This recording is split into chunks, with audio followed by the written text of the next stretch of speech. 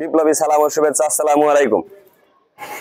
সংগ্রামী ছাত্র ভাইরা, আপনারা জানেন বিগত 16-17 বছর বাকশালী শাসন আমলে জামাত, শিবির, বিএনপি, ছাত্রদল, যুবদল সহ আপামর সাধারণ জনতা যারাই এই বাকশালের বিরুদ্ধে কথা বলেছে, এই বাকশালীরা তাদের এই গলা চেপে ধরেছে। এই বাকশালীরা আমাদের সাধারণ জনতা সহ সকল রাজনৈতিক বিরোধী মতকে গলা চেপে ধরে ক্ষান্ত হয়নি।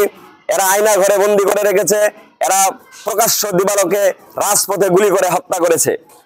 আজকে আমরা কথা বলতে এসেছি বাংলাদেশ জাতীয়তাবাদী ছাত্র দলের পক্ষ থেকে দেশনায়ক তারেক রহমানের নির্দেশনায় ছাত্র জনতার মধ্যে এই মানবাধিকার দিবস উপলক্ষে সারা বাংলাদেশ জুড়ে বিগত 16 বছরে যে নির্যাতন শিকার হয়েছি আমরা, সারা বাংলাদেশের আপামর জনসাধারণ যে নির্যাতনের শিকার হয়েছে, এখানে শুধু রাজনৈতিক দলের লোকেরাই নির্যাতনের শিকার হয়েছে এমনটি নয় ভাইরা। এই যে নির্যাতনের শিকার হয়েছে, যে ব্যক্তি অন্যায়ের বিরুদ্ধে কথা বলেছে সেই নির্যাতনের শিকার হয়েছে। আজকে আমরা হয়তো একটা ব্যানারে কথা বলতে এসেছি, কিন্তু নির্যাতনের শিকার একটা ব্যানারের লোক হয়নি। এখানে শিবিরের লোকেরা নির্যাতনের শিকার হয়েছে, জামাতের নেতাকর্মীরা নির্যাতনের শিকার হয়েছে, সাধারণ মানুষ নির্যাতনের শিকার হয়েছে, পথচারীরা গুলিবিদ্ধ হয়ে মারা গেছে, অনেকে পঙ্গু হয়ে বিকলাঙ্গ জীবনযাপন করছে। আজকে মানবাধিকার দিবসে আমরা মানবতার পক্ষ থেকে মানবতার কথা বলতে এসেছি।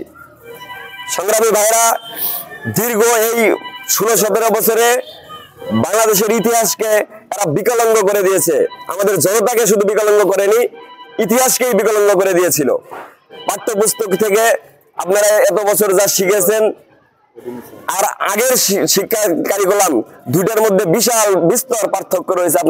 আপনারা আপনাদের শিক্ষকদের কাছে শুনতে পারবেন। মানে শিক্ষকদের পর্যন্ত জিম্মি করে একটা একতরফা শিক্ষা দেওয়া হয়েছিল।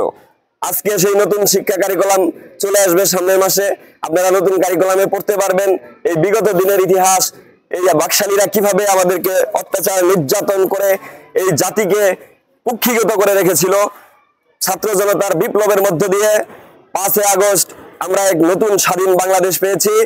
আমরা প্রত্যাশা করব আমরা আমাদের জাতিগতভাবে বাঙালিরা বিপ্লবী, এই বিপ্লবী চেতনা আমাদের ভেতরে থাকবে। আজকে মানবাধিকার দিবসের অঙ্গীকার, যেখানে অন্যায় হবে সেখানেই প্রতিবাদ হবে, এই অঙ্গীকার করে বাংলাদেশ জাতীয়তাবাদী ছাত্র দল গাজীপুর উপজেলা শাখার পক্ষ থেকে সকলকে ধন্যবাদ ও কৃতজ্ঞতা জ্ঞাপন করে আমি আমার সংক্ষিপ্ত বক্তব্য শেষ করছি।